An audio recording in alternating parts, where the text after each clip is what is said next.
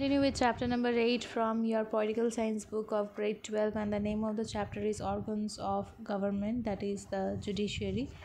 And today we're going to start with the essential steps, measures for securing an independent judiciary system. As I have told you, that we will always find that the executive, the legislature and the judiciary are totally independent in their powers, and they have different kind of functions, though there is checks and balances which keeps one organ keeping on check so that the other organ does not become arbitrary.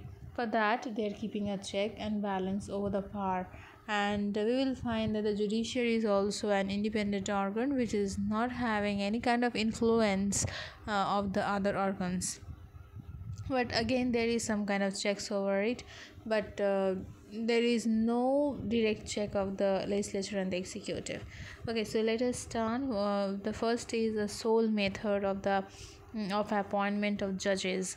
The judges should be appointed in such a way as can ensure both the appointment of highly qualified and dedicated persons as judges, as well as the independence of the judges from the appointment of authority. So appointment of judges by the executive is also considered to be the best available method. Okay, this method is being followed by a large number of states today, and it is accepted by most of all the states and the political scientists that the executive can appoint the judges, and it is the most appropriate agency.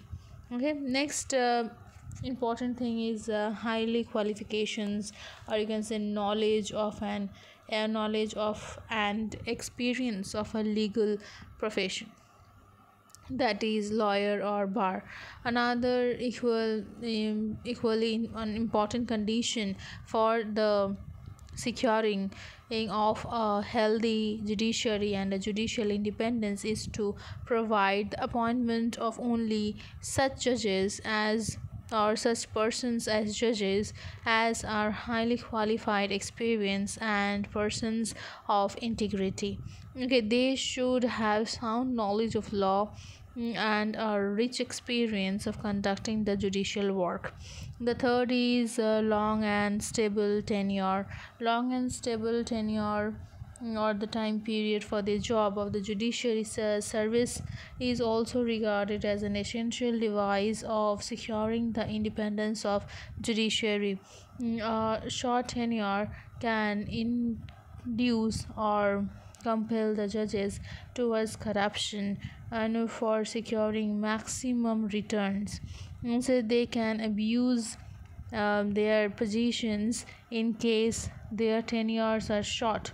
If there is a long tenure, they will be satisfied with their career and they won't get corrupted. If it is a short tenure, then in order to earn more, they can get corrupted.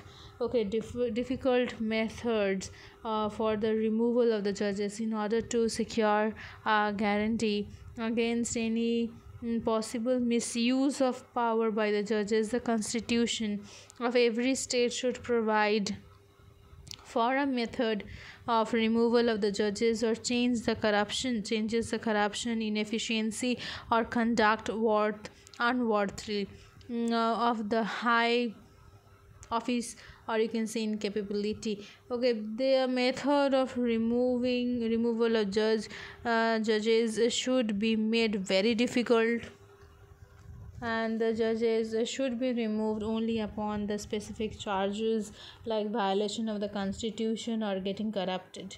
Okay, these are the reasons.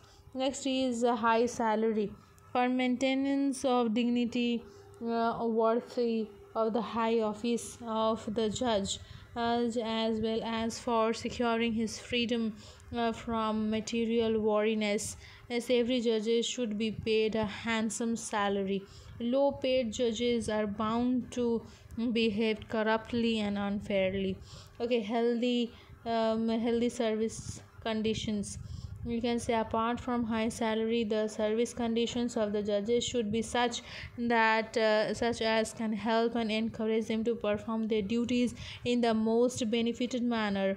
They should be paid adequate allowances and given privileges which are in the consideration with the dignity of the high office they hold. Next is adequate of good after retirement benefits. So after retirement also the judges need to have a certain amount of money, or they can get some provident fund and kind of thing, so that the judges can remain secure about their future and does not get included in this kind of corruption. Okay, next we are having the judiciary system of USA. So basically we will find that they are having two-tier judiciary system. It is a true federal spirit. There have been established in USA two separate systems of court. One is the federal judiciary system and the other is the state judiciary system. The federal judiciary system consists of USA Supreme Court and other constitutional and legislative courts, also which have the responsibility to interpret and apply federal laws in all disputes involving the laws of the USA. And the second, each state has US federation and has its own judiciary system which interprets and appeals the laws of the state in all disputes involving the laws of that state. Okay, next we need to understand is, you can see in the diagram itself, it is a two-tier system we are having, right? So the Supreme Court of USA. The Supreme Court is at the apex means at the height. This is the highest. Supreme Court is the highest judicial body of that state of United States judicial pyramid. It is the highest court of the land and the only court specifically mentioned in the Constitution according to Article 3. Okay, the of the Constitution, and categorically states the judiciary power of the United States shall be vested in one Supreme Court, and in such inferior courts of the Congress may from time to time or we can say they can establish or ordain. Next we are having what is the composition. The composition does not specify the number of judges as of the Supreme Court, or it is fixed by the Congress. To begin with, the Supreme Court consisted the Chief Justice and 5 other judges. The size of the Supreme Court have been changing from time to time. However, since 1969, and it has continued to be the same. That is 9. 1 Chief Justice and 8 other judges. So total 9. Next is method of appointment. The judges are appointed by the President with the consent of the Senate. What is the qualification of becoming a judge of the Supreme Court? The Constitution prescribes no formal qualification of the judges. Nevertheless, only persons with legal qualifications and experience are appointed judges. The Supreme Court knows that all appointees are synchronized by the Senate's Judicial Committee and the Senate as a whole. What is the tenure? The Constitution again sets no term of office for the judges. Then also we will find that at the age of 83, okay, there are many judges who have continued their jobs. Next we are having the method of removal. Again, the judges can be removed only by impeachment method, which is a very very difficult method which is opted by the US Constitution, or you can say the US Senate House. It's a very difficult one. The Senate will investigate and then give the verdict about the removal of the judges, and only on 2 cases, that is either violating the laws or it is you can say found corrupt. Only these 2 things are there. Salaries of the judges is really high in USA, and in India also is quite high. Next, we are having what are the judicial or jurisdictions of the US Supreme Court. Jurisdictions means in which area they are having their hold or they are having their power and function.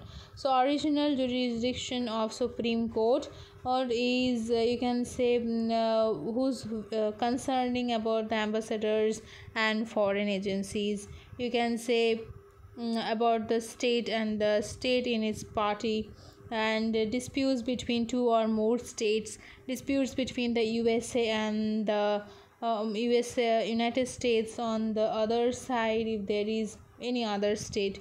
Okay, appellant jurisdiction. Appellant jurisdiction means that if the federal courts or the high courts have given some kind of verdict, which you can say the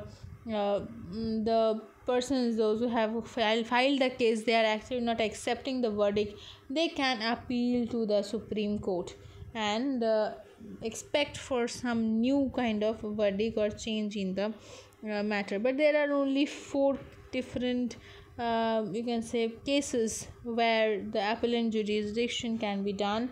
The Supreme Court may accept cases for review directly from the state courts, and it is when the validity of the state or the federal law is the dispute between the constitution. It may receive few cases directly from the federal district courts. It happens when a district court validates the federal state of the government. The Supreme Court receives you can say petitions against the decisions given by the federal courts. Okay, in some cases it can review the decisions of the courts of claims and the courts of the customs and the patient's appeal also. Okay, next we are having what is the role of the Supreme Court. The role of the Supreme Court is to interpret the constitution. The Supreme Court is the guardian who keeps a watch on the constitution, which is getting followed or not properly. Role of the Supreme Court is to develop in the development of the constitution. Okay, if any kind of changes are to be done, or you can say, or judicial review is one such power which is given to the judges of the Supreme Court of USA. This is one of the biggest part that the judiciary system is enjoying in the US government. Next, we are having role of the Supreme Court as a guardian for the fundamental rights, and it is having the lawmaking right also. And most importantly, we can say about the judicial review. As I have told you, that judicial review means what I have told in the previous video also. That is the most powerful weapon which US judiciary system is enjoying. Thank you. Hopefully you have understood till this much.